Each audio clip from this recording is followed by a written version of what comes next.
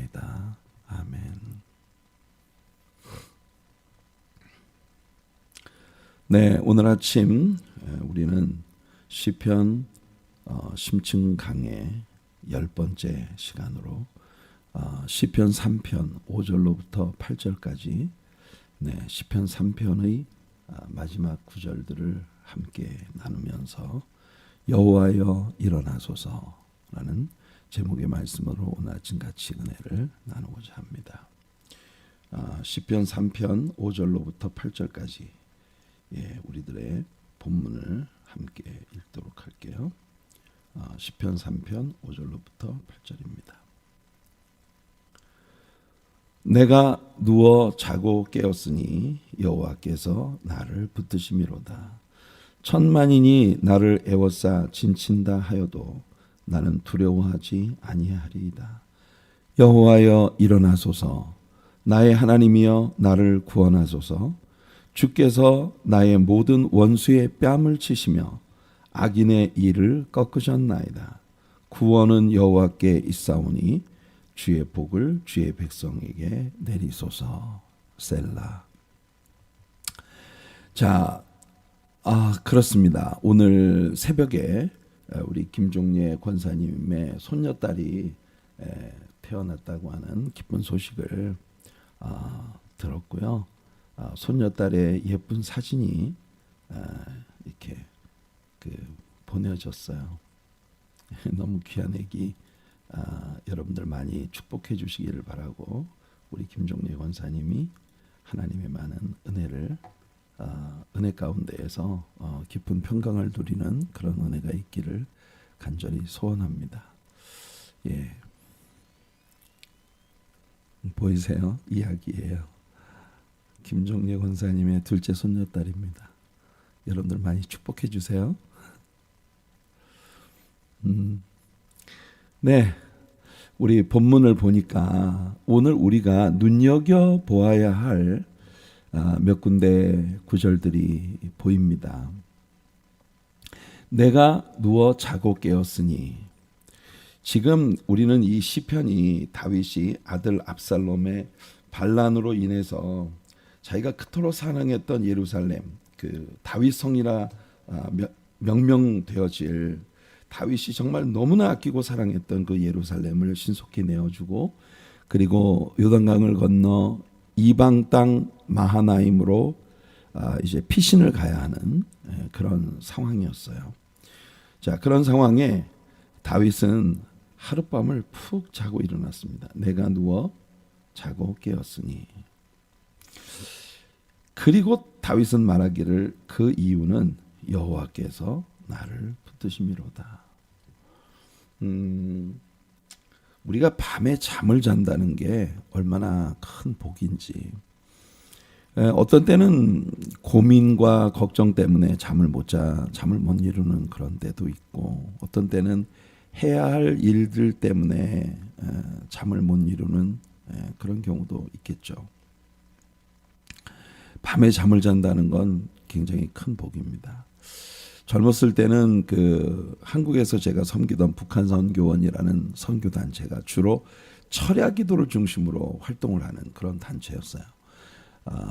월요일 날 저녁은 서울에 있는 그 직장 청소년들을 위한 철야 예배, 화요일 날은 신학생들을 위한 신학생 철야 예배, 수요일 날은 교회에서 우리 수요 예배를 드리고, 목요일 날은 저 전주 생명샘 기도원에 가서 철야 기도를 인도하고, 금요일 날은 신해산 기도원이라는 곳에서 전국에 있는 우리 북한 선교원 기도 동역자들이 모여서 정말 철야로 매주 금요일마다 사람들이 한 1,000몇백 명씩 이렇게 모이는 그런 철야 기도를 하고, 그러니까 여러분 일주일을 내내 온 전국을 돌아다니면서 철야 기도하는 거예요. 대구 주암산 기도원, 마산 생명샘 기도원, 그리고 신해산 기도원. 그러니까 그때 당시에 우리 북한 선교원 교역자들의 주제가가 뭐냐면, 낮엔 낮처럼 밤엔 밤처럼 그렇게 살 수는 없을까? 그리고 우리 찬송가 가사를 그렇게 바꿔가지고 밤낮이 완전히 뒤바뀐 그런 삶을 살았었어요. 그 무렵에는 말이에요. 그 무렵에는 진짜 그 한 이틀 3일 동안 철야 기도를 해도 몸이 피곤하고 이런 거 몰랐거든요. 근데 지금은 확실히 하룻밤을 꼬박 새고 나면 후유증이 한 이틀 3일은 가는 것 같아요. 그러니까 굉장히 그 힘든 일이에요. 밤에 잠을 못 잔다는 것. 우리가 인생 살아가다 보면요, 밤에 잠 못 드는 날이 많아요. 그런데 아침에 깨어났을 때, 어젯밤에도 여호와 하나님이 나와 함께 하셨구나. 나를 붙들어 주셨구나. 그것이 내가 하룻밤을 편안하게 쉴 수 있었던 이유였다는 걸 깨닫는다는 거. 여러분, 진짜 중요한 건 뭐냐면 매일 일상사에서 내게 벌어지는 모든 일들 속에 하나님의 관여하심을 볼 수 있다는 거. 그게 하나님의 큰 은혜입니다. 천만인이 나를 에워싸 진친다 하여도 나는 두려워하지 아니하리다. 여호와여 일어나소서. 오늘 우리들의 제목이죠. 여호와여 일어나소서. 이 말씀은 무슨 뜻일까요? 여호와여 일어나소서. 한번 여러분 생각해 보세요. 이게 무슨 뜻일까? 왜 다윗은 여호와 하나님께 여호와여 일어나소서라고 말을 했을까? 그 다음에 주께서 나의 원수의 뺨을 치시며 악인의 이를 꺾으셨나이다. 이게 지금 과거예요. 패스트 텐스입니다. 패스트 텐스, 과거 시제예요. 지금 다윗이 겪고 있는 현재의 상황이 정말 말로 다 표현할 수 없을 만큼 다윗을 힘들게 하고 있거든요. 근데 다윗은 지금 지난 과거에 하나님께서 자신에게 역사하셨던 일들을 얘기하고 있어요. 이게 무슨 의미일까? 구원은 여호와께 있사오니. 어쩌면 오늘 다윗이 우리들의 시편 가운데에서 가장 절절하게 얘기해주고 있는 구절이 바로 이거라고 생각합니다. 자신이 뭔가를 결정할 수 없는, 자신이 뭔가를 자신의 삶에 벌어진 일인데 자기가 어떻게 할 수가 없어요. 여러분, 우리 인생 가운데 진짜 우리에게 벌어지는 일들의 대다수가 말입니다. 우리들에게 벌어지는 일들의 대다수가 분명히 내 일인데, 나한테 벌어지는 일인데, 그런데 내가 어떻게 할 수 없는 일이에요. 그게 우리를 참 놀라게 하고 답답하게 할 때가 참 많죠. 자, 이런 상황에 대해서 오늘 이 시편을 우리가 함께 좀 뜯어봅시다. 오늘 하나님의 말씀 깊이 들여다보기. 여호와여 일어나소서. 오늘 다윗은 그렇게 주님께 호소하고 있는데, 다윗의 마음을 우리가 한번 하나님의 눈동자로 바라보실 때 다윗의 마음이 어떤 것이었을까? 하나님은 다윗에게서 무엇을 보셨을까? 생각해 봅시다. 여러분, 이른 아침 잠에서 깨어날 때 다윗이 느끼는 마음은 지난 밤 밤새도록 함께 해주신 하나님에 관한 것이었다. 그러니까 어떤 기막힌 상황 속에서도 일단 내가 자고 아침을 맞이했다. 어젯밤 내가 잠들고 오늘 아침을 맞이했다. 이것이 다윗이 바라볼 때는요, 하나님이 여전히 나와 함께 하시다는, 여전히 하나님이 나와 함께 하신다는 것에 대한 일종의 사인이다. 일종의 징표 같은 것이다. 어젯밤에도 하나님이 나와 함께 계셨구나. 다윗은요, 진짜 우리가 볼 때 인간적으로 도저히 잠들 수 없는 그런 상황을 지금 맞이하고 있단 말이에요. 아들의 반란으로 인해서 지금 기가 막힌 그 이방 땅 마하나임으로 피신을 해가고 있고, 그렇게 사랑했던 예루살렘을 내놓고, 압살롬은 자기가 아버지에게 완전히 승리했다고 승리에 도취되어 궁궐 옥상 위에 텐트를 치고 하루 왼종일 자기 아버지가 남기고 떠난 궁녀들을 겁탈하면서 패륜무도한 그런, 내가 내 아버지의 등에 칼을 꽂았다는 것에 대해서 쾌재를 부르는 그런 정말 패륜무도한 그런 일들을 행한다는 소식이 들려오고, 그런 다윗이 오늘 밤 나는 편안히 잠을 자고 아침에 깼다. 새날을 맞이했다. 어젯밤에도 나는 잠들었지만 하나님은 주무시지 않고 나를 지켜주시고 나를 케어해 주셨구나.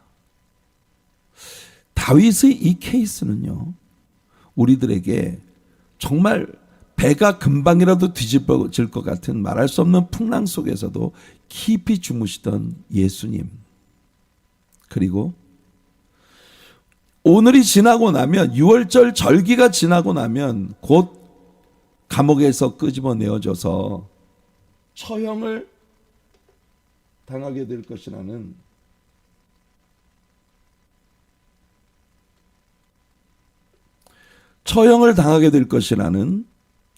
그런 상황이 아주 뻔한데도 불구하고 오히려 감옥 밖에 있는 성도들은 밤을 지새며 베드로를 구출해달라고 기도를 하고 있는데, 베드로는 정작 감옥 안에서 아주 편안하게 잠을 자고 있었다는 겁니다.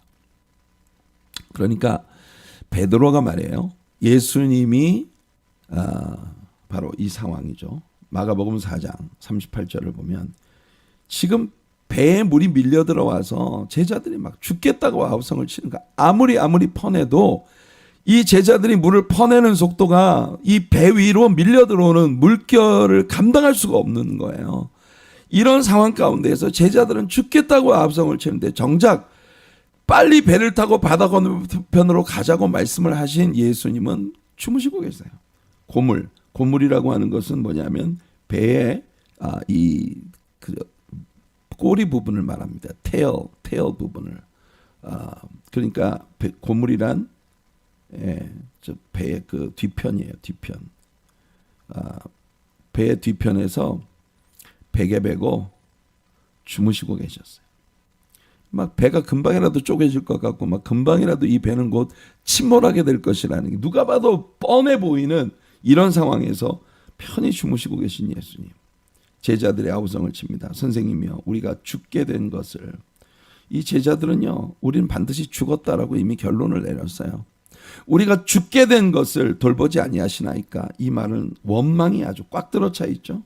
주님, 배를 타고 바다를 건너자고 하신 분이 누굽니까? 예수님이시잖아요. 근데 예수님이 지금 이런 상황에서 혼자 주무시고 계신다고요? 우리는 막 난리가 벌어졌는데. 그런데 만일 이 제자들이 의식이 있는 사람들이라면 지금 파도를 볼 게 아니라 이 배에 물이 밀려 들어오는 그걸 볼 게 아니라 예수님을 보는 게 맞죠. 예수님이 예수님이 가만히 계시는데 왜 내가 설칩니까? 예수님이 모든 걸 다 알고 계신 분이잖아요. 예수님이 하나님이시잖아요. 하나님이신 예수님이 침묵하고 계시는데 왜 내가 난리를 치느냐고. 내가 일어나서 막 나 죽게 됐다, 난 죽는다, 못 산다, 이제 끝장이다, 왜 우리가 이렇게 하느냐 그 말입니다. 근데 우리는요, 우리 인생 가운데에서 뭐가 어려운 일이 다가오면, 문제가 나오면, 사업상에 어려운 일이 다가오면, 내 개인적인 어떤 그 삶에 무슨 어려움이 다가오면 우리는 내가 결론 딱 내려버립니다. 나 이제 죽었다, 끝장이야, 끝이야, 이건 더 이상 어떻게 돌이킬 수가 없어, I'm through. 그런데 주님이 가만히 계셔요. 주님이 가만히 계시다는 건 다윗이 말이에요. 어젯밤 내가 자고 깼어. 그 이유는 뭐냐? 나는 하나님께 맡겨버리고 자는데 하나님은 밤새도록 나를 케어해 주시고 계시다. 내 문제를 하나님이 다루어 주고 계시다. 이 사실을 믿을 수 있을 때 이게 기적인 거예요. 이게 신앙생활의 본질인 거예요. 우리가 예수를 믿는 이유가 뭐냐? 예수를 믿는다는 건 우리가 우리의 생의 모든 국면들을 이렇게 할 수 있다는 얘기거든요. 그래서 예수님이 제자들이 막 깨우니까 예수님이 일어나셨어요. 그리고 바람을 꾸짖으시며 바다들어 이르시되 잠잠하라 고요하라. 바람이 그치고 아주 잔잔해졌습니다. 너무 당연하죠. 예수님이 그러라고 하는데 천지를 말씀으로 창조하신 하나님이신 예수님이 말씀하시는데 이걸 보고 제자들이 어찌하여 예수님께서 제자들에게 말씀하십니다. 어찌하여 이렇게 무서워하느냐? 너희가 어찌하여 믿음이 없느냐? 예수님은요 전곡을 찌르고 계십니다. 제자들이 막 이렇게 난리를 치고 막 방황하고 힘들어하고 이러는 거 뭐냐? 믿음이 없기 때문이다. 믿음이 약하니까 그래. 믿는다는 건 뭐예요? 믿는다는 거는 피스티스, 하나님께 다 맡기는 거예요. 우리 바로 지난주에 배웠지 않습니까? 피스티스. 피스티스라고 하는 건 뭐냐면은 기대는 거예요. 나는 내 다리로 서는 게 아니라 내 다리 힘 다 빼고 그냥 이렇게 든든한 곳에 이렇게 몸을 기대는 겁니다. 신앙생활이라고 하는 것은요, 나의 전 존재를, 나의 그 whole personality, 나의 전 인격을 그냥 예수님께 lean on 하는 거야. lean on. 예수님 우리에게 말씀하세요. lean on me. 나한테 기대라. 내가 책임져 줄게. 오늘 이 아침 우리를 번거롭게 만들고 번잡스럽게 만드는 그 모든 것들을 우리 주님 앞에 탁 얹어버리세요. 주님께 팍 기대세요. 내 다리로 서려고 하면 문제가 많아. 뭘 고민할 게 많고 계산할 게 많고 힘들어요. 내가 그걸 그렇게 한다고 해서 감당될 수 있는 게 아니에요. 어차피 내 힘으로 감당이 되지 않을 거라면 주님께 탁 맡겨버리고 기대는 거예요. 그게 피스티스예요. 믿음이에요. 예수님 말씀하시는 겁니다. 왜 믿지 않니? 너희가 볼 때 내가 가만히 있는다는 건 문제 없다는 뜻이야. 근데 많은 때 있잖아요. 우리는 우리 눈앞에 벌어지는 그 일들을 우리 자신의 이 가슴의 사이즈에 맞추어서 계산을 하는 겁니다. 이건 내가 수용할 수 있어. 수용할 수 없어. 지난 주일날 우리가 그 영화 봤잖아요. Jesus Revolution. 그 영화에 보면은 막 히피들의 물결이 이제 말세다, 끝이다, 이제 세상 다 끝났다 이렇게 생각하고 있는 기성세대들이 히피들이 교회 안으로 들어올 때에 여러분 어떻게 너희들이 여길 다 들어올 수가 있어? 근데 그 영화에 보면 런이라고 하는 사람이 자기가 보기에는 마약에 취하고 온 세상 막 난리 광란이 벌어지는 저 사람들의 내면에 진실은 다 하나님을 찾는 갈망이다. 근데 정작 저 아이들에게 하나님을 보여줘야 될 교회는 저 아이들이 들어오지 못하도록 문을 닫아버리고 있다. 그 부분을 볼 때 진짜 눈물이 많이 났어요.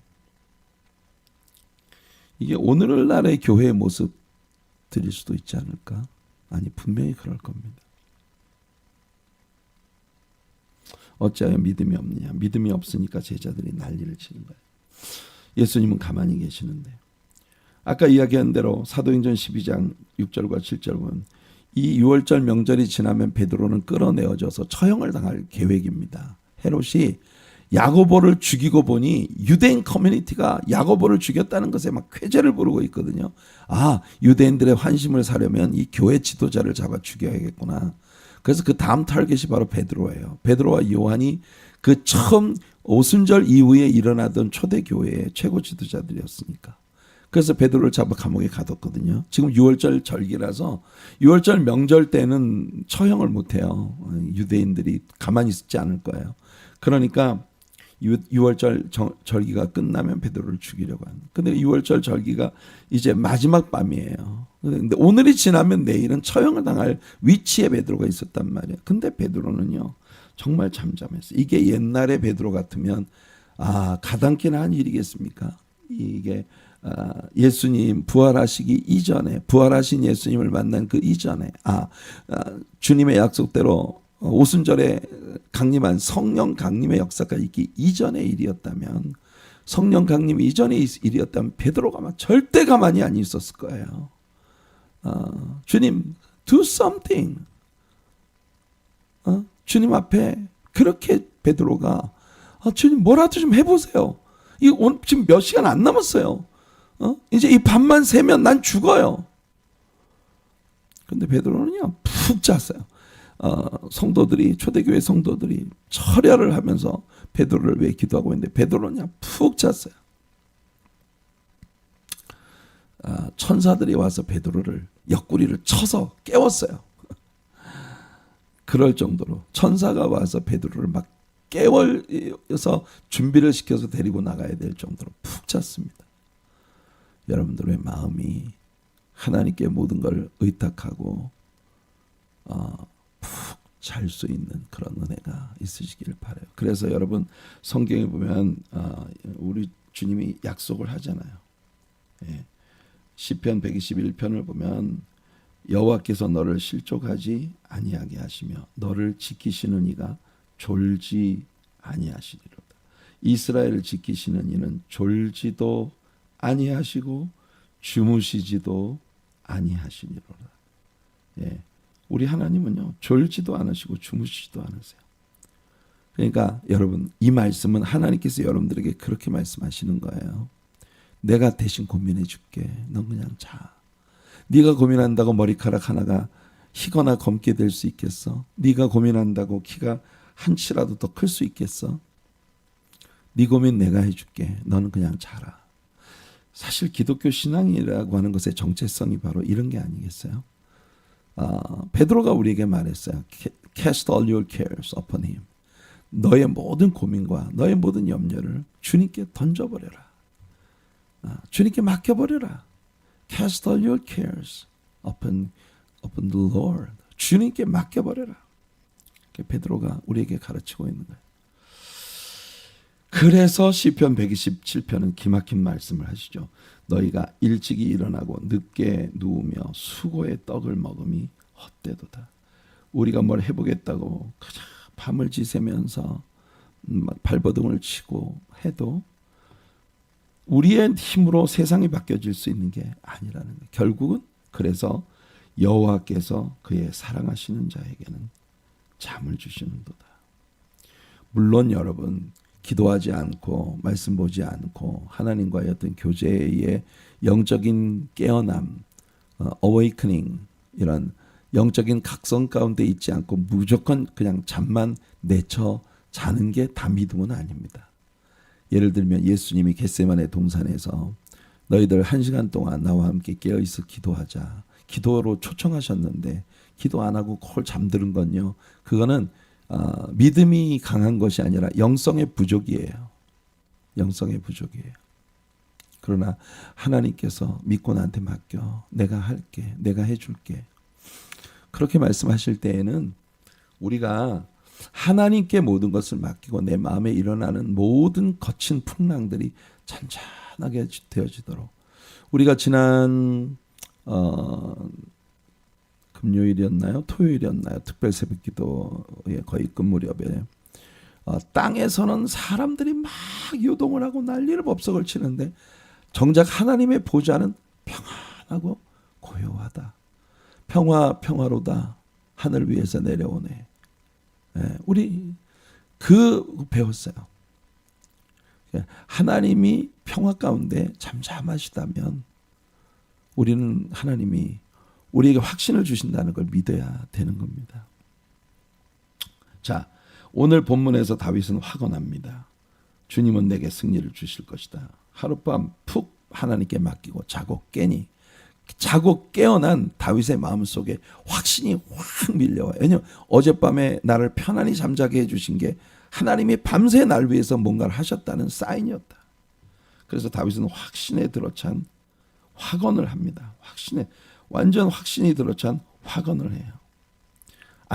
이른 아침에 깨어서 주님과의 교제를 나누는 다윗의 모습이 우리들에게 그 확신을 주는 거예요. 오늘 비록 우리가 성전에 모여서 예배를 드리지 않고 유튜브 스트리밍을 통해 우리가 이 예배를 드리고 있습니다만 지금 보니까 14명의 성도님들이 유튜브 스트리밍에 지금 실시간으로 함께하고 계시네요. 이 숫자가 자꾸 올라갔다 내려갔다 해요. 지금 16분으로 또 올라갔어요. 여러분 유튜브 스트리밍을 통해서 실시간으로 함께하고 계시는 여러분들 여러분들이 오늘 이 새벽에 주님의 말씀을 듣기 위해 이 유튜브 앞에 앉았다는 것이 뭐냐? 어제 밤에 밤새도록 일하신 그 주님과 오늘 만남을 갖는 거예요. 여러분은 푹 잤고 주님은 밤새 일하셨고 그리고 오늘 아침 주님은 우리에게 하실 말씀이 있으신 거예요. 이게 오늘 새벽의 교제입니다. 천만인이 나를 애워싸 진친다 하여도 난 두려워하지 않는다. 여러분 인생 살아가다 보면 세상 모든 사람들이 나를 등지고 돌아서 있는 것 같은 그런 고독함이 우리들에게 밀려올 때가 얼마나 많아요. 아침이라는 시간은 그런 면에서 다윗에게 하루 가운데 아주 중요한 시간이었다는 걸 우리는 힌트를 얻습니다. 왜? 이른 아침에 잠에서 깨어나자마자 다윗은 기도할 수 있었고 찬양할 수 있었고 우리 지난 주일날 시편 3편을 열면서 그렇게 얘기했잖아요. 삶에 다가오는 모든 시츄에이션을 찬양으로 승화시킬 수 있는, 예배로 승화시킬 수 있는 사람. 그게 여러분 우리 정말 감동이 되지 않습니까? 우리 삶의 어떤 상황도 예배로 승화시킬 수 있는 그런 사람. 그렇게 이런 마음을 가지고 우리가 살아가면 있잖아요. satisfaction. 우리들의 마음속에 satisfaction. 만족이 하나님이 어젯밤에도 일하셨구나. 하나님이 어젯밤에도 날 위해 역사하셨구나. 그래서 여러분 주로 아침 시간에 다윗은 하나님을 만났고 하나님을 경배했어요. 우리가 이제 뒤에 나오는 시편 5편을 보면 아침에 내가 주께 기도하고 바라리이다 라고 3절 시편 5편 3절에서 얘기합니다. 아침에 내가 그러니까 이 아침은 주로 다윗이 하나님을 기도 가운데 만나고 예배 가운데 만나고 하나님의 말씀을 묵상하면서 하나님을 만나는 그런 시간이었고 지난 밤중에 하나님이 날 위해 계속 역사하셨다는 것에 대한 satisfaction, 만족을 누리는 거예요. 하나님의 은혜를 기억하면서. 그래서 여러분 시편 30편 5절 오늘 우리가 임마누엘 하나님 찬양을 했지 않습니까? 그의 노염은 잠깐이요. 여러분 하나님의 진노가 내게 덮쳤다고 생각할 때 그 하나님의 진노 안에서 우리가 느끼는 불안감과 두려움은 정말 말로도 할 수 없는 것이에요. 그러나 저녁에는 그의 은총은 평생이로다. 노염은 잠깐이지만 그의 은총은 평생이다. 저녁에는 울음이 깃들일지라도 아침에는 기쁨이 오리로다. 밤에는 너무너무 슬픔 가운데 또는 분노 가운데 눈물이 눈가에 흐르는 그런 가슴 아픈 모습으로 잠들었는데 아침에 일어나니 밤새도록 날 위해 역사하신 하나님이 오늘 아침에 나를 만나주시고 지금 여러분 이 새벽 시간에 여러분들은 잠자고 밤새도록 일하신 우리 하나님이 여러분들을 만나주시고 계신 겁니다. 저녁에는 눈물로 잠들었는데 아침에는 기쁨이 나를 찾아온다.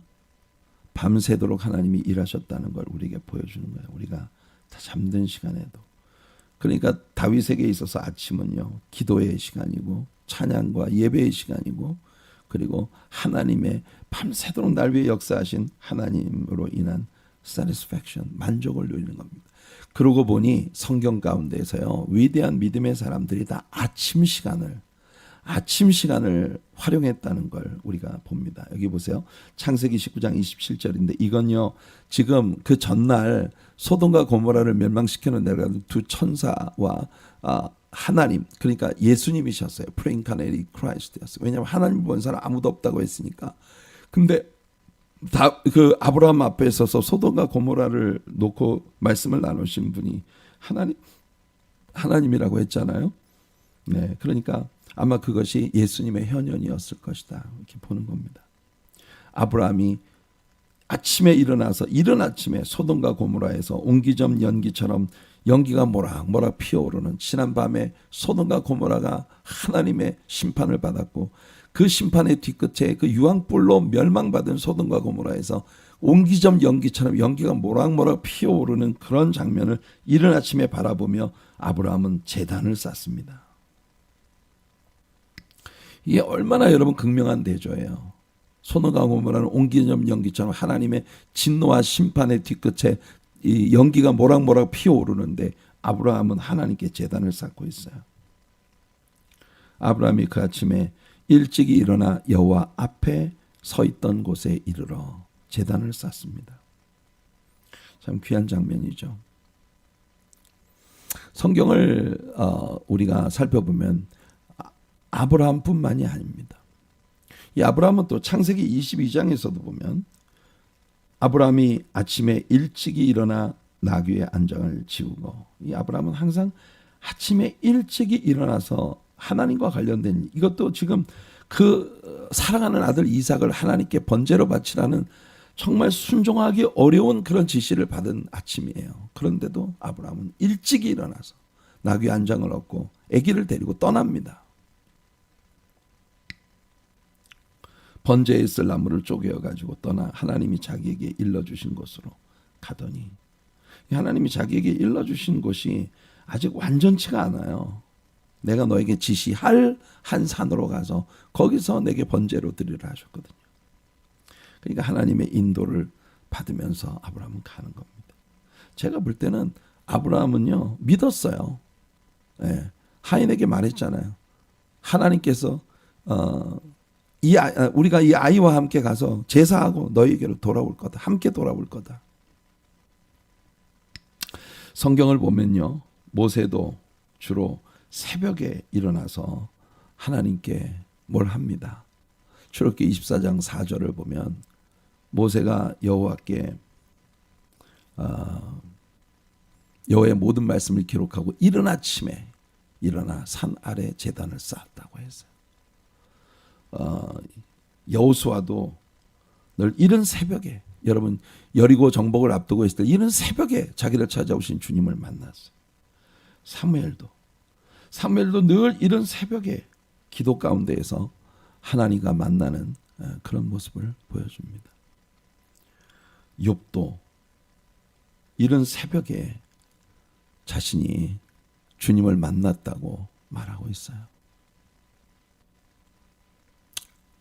욥기 1장 5절을 보면 자식들이 잔치를 벌이고 난 다음에는 이른 아침에 자식들을 다 데려다가 제단 앞에 무릎 꿇리고 그 파티를 열면서 그들이 혹 범죄했을까 봐 하나님 앞에 새벽에 번제를 드리는 욥의 모습을 우리는 볼 수 있습니다.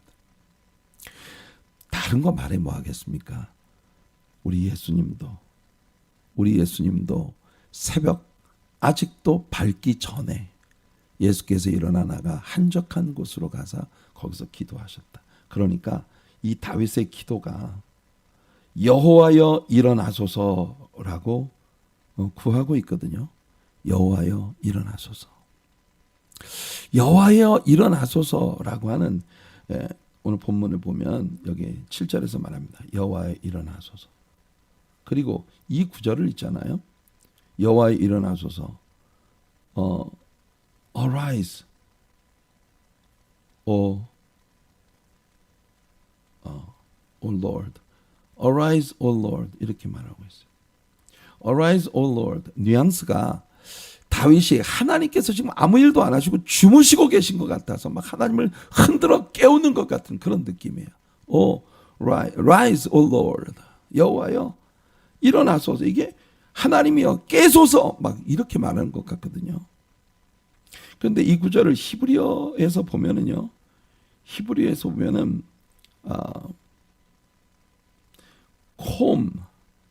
콤이라고 하는 말이 일어난다, 상승한다, 올라간다, 이런 의미를 가지고 있는 단어입니다. 콤. 근데 이 콤이라고 하는 올라간다. 그런데 쿠마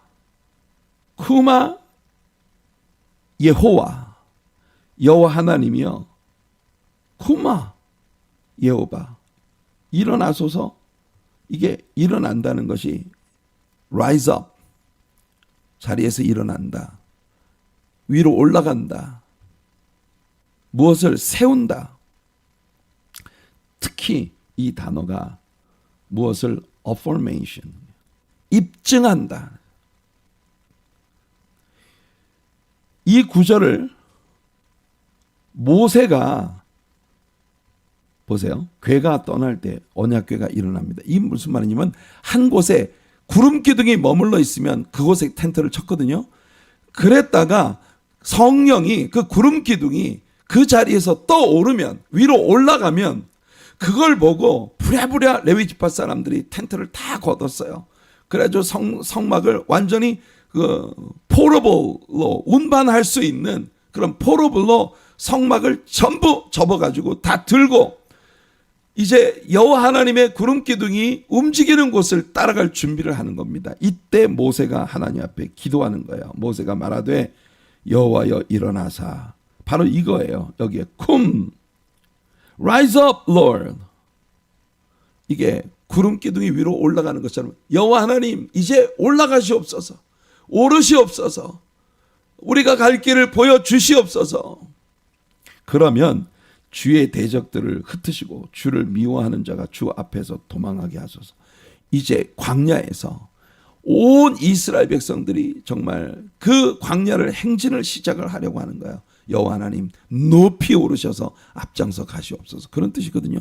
다윗이 하나님 앞에 Arise, O Lord 이렇게 기도하고 있는 것은 쿠마 예호바, 여호와 하나님이여 일어나소서라고 말하는 것, 다윗이 하나님이 주무시고 계셔서 흔들어 깨우는 게 아니고, 우리가 여러분 인생 살아가다 보면 내가 답답할 때 하나님은 도대체 왜 이때 잠잠하고 계시나, 하나님은 도대체 지금 뭐 하시고 계시는 건가, 나는 막 답답해 미칠 지경인데, 그런데 괴가 일어날 때, 괴가 떠날 때 모세는 하나님 앞에 Arise, O Lord 기도했단 말입니다. Rise up Lord, 올라가시옵소서. 구름 기둥이 위로 싹 올라갈 때 그때 주님을 믿고 따라가는. 여러분 이 컨텍스트에서 우리가 볼 때 배에서 주무시던 예수님, 여러분 언제나 깨어 계신 하나님을 믿을 때 우리는요 풍랑으로 뒤집어지는 배 안에서도 예수님처럼 주님께 맡기고 하나님께 맡기고 쉴 수 있다. 베드로처럼 내일 아침이면 나를 처형하려고 하는 자들의 눈이 불꽃처럼 빛나고 있는데 자는 거예요. 그리고 이제 이 시에서 우리가 다윗의 마음을 이해해야 할 아주 중요한 전환점이 나옵니다. 여호와여 일어나소서, 나의 하나님이여 나를 구원하소서. 그런데 뒤에 이어지는 다윗의 기도를 보면요, 다윗이 상당히 모호하게 말합니다. 다윗의 찬양, 다윗의 기도를 보면 모든 게 직선적이에요. 그런데 이 압살롬의 반란 때문에 다윗이 하나님 앞에 엎드릴 때에는요, 다윗에게서 이러지도 저러지도 못할 정말 가슴 아픈 갈등이 아주 선명하게 보이는 기도를 해요. 주께서 나의 모든 원수의 뺨을 치시며 악인의 일을 꺾으셨나이다. 이게 여러분 아까 제가 본문을 읽을 때 말했듯 이게 다 패스트 텐스예요. 무슨 말이냐면 과거 시제. 다윗은 지금 내 눈앞에 벌어지고 있는 압살롬의 반란으로 인해서 지금 막 무지막지한 싸움이 제기되었는데, 그런데 다윗은요 옛날 얘기를 하고 있어요. 지금까지 하나님이, 원래 여러분 우리가 성경에서 배웠잖아요.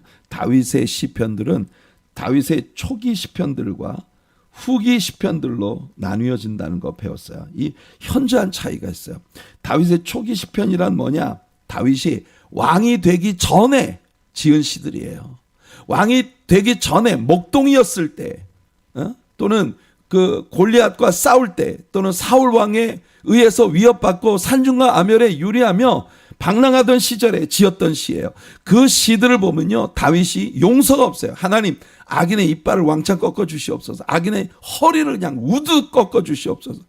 다윗의 그 초기 시편들을 보면 나를 대적하는 자들은 하나님 완전 짓밟아 주시옵소서. 이게 다윗의 초기 시편이에요. 그런데 다윗이 왕이 되고 난 다음 밧세바와의 범죄, 자기의 그 많은 이렇게 삶 속에서 고통 가운데 얻은 여러 부인들과 그 부인이 낳은 아이들, 집안에서 벌어지는 갈등들, 그리고 이 정치적으로 다윗의 삶에 벌어지는 그 정치적 갈등들 속에서 다윗의 마음이 깨어지고 상처받고, 야, 젊은 날에 나는 절대로 누구처럼 살지 않을 거야. 누구처럼 범죄하지 않을 거야. 누구처럼 실수하지 않을 거야. 난 실수도 허물도 없이 완전히 거룩한 하나님의 자녀로 살 거야라는 확신이 있었던 젊은 날은요, 악에 대해서 막 박살내달라고 하나님께 기도를 했거든요. 그런데 다윗이 범죄하고 난 이후에, 그리고 삶에 많은 상처를 받고 난 이후에, 나도 별 보잘것없는 세상 모든 사람들 중에 하나구나, 이게 이제 철이 드는 거예요. 그 후에 다윗이 부르는 노래들은 대부분 하나님 나의 죄를 사하여 주시옵소서, 또 나를 대적하는 원수들을 바라볼 때도 내 안에도 저런 모습들이 있지. 굉장히 시야가 넓어지는, 영적 성숙은요, 우리의 시야를 넓혀줍니다. 고난받기 전에는 내가 제일 세상에서 제일 완벽하고 제일 잘한다고 믿었는데, 고난받기 전에는 내가 잘한다고 믿었어요. 근데 삶의 고난이 부딪혀오고 그 속에서 깨어지고 부서지고 넘어지고 자빠지고 하면서 우리들이 배우게 되는 건, 나도 똑같은 허물이 많고 실수가 많고 죄 많은 그런 죄인이구나. 이런 나를 하나님이 사랑해 주시고 자녀 삼으셨다는 게 얼마나 감사한 일이야. 그래서 비로소 감사가 넘치고 은혜가 넘치고 긍휼, 자비, 용서, 이런 단어들이 다윗의 시들 가운데 많이 나오는, 이게 후기 시편이에요. 이게 다윗이 압살롬의 반란이라면 다윗의 인생 거의 끝자락 아닙니까? 이런 상황에서 다윗이 기도를 하는데, 자신의 지난 과거에 하나님께서 자신의 기도를 들으시고 원수를 박살내시고 악인의 이빨을 왕창 꺾어 놓으시는 이런 역사가 있었던 걸 지금 언급하고 있어요. 하나님 그렇게 하셨었습니다, 지금까지. 그 이유가 뭘까요? 이 구절의 동사가 모두 과거 시제, 이미 지나간 일들. 그 이유는 뭐냐면, 솔직히 말해서 다윗은요, 지금 자기가 마주하고 있는 이 시츄에이션을 어떻게 핸들해야 될지 다윗은 몰라요. 여러분들이 입장 바꿔놓고 한번, 여러분 다윗이라고 한번 생각해 보세요. 여러분의 자식이 반란을 일으켜서 여러분들을 지금 죽이려고 쫓아오고 있다. 내가 하나님 저 자식을 죽여주시옵소서라고 기도를 해야 맞습니까? 아니면 어떻게 해야 할까요? 승리를 달라고 다윗은 구하지 못해요. 지금 이 전쟁에서 내게 승리를 주시옵소서. 그건 내 아들이 죽는 거예요. 이게 아비의 마음이에요. 그냥 여호와 하나님께서 위로 올라가시기를, 여호와여 오르시옵소서. 그 말은 무슨 말이냐? 하나님 주의 뜻대로 맡기겠습니다. 오직 이 모든 일들 속에서도 하나님만 영광을 취하시옵소서.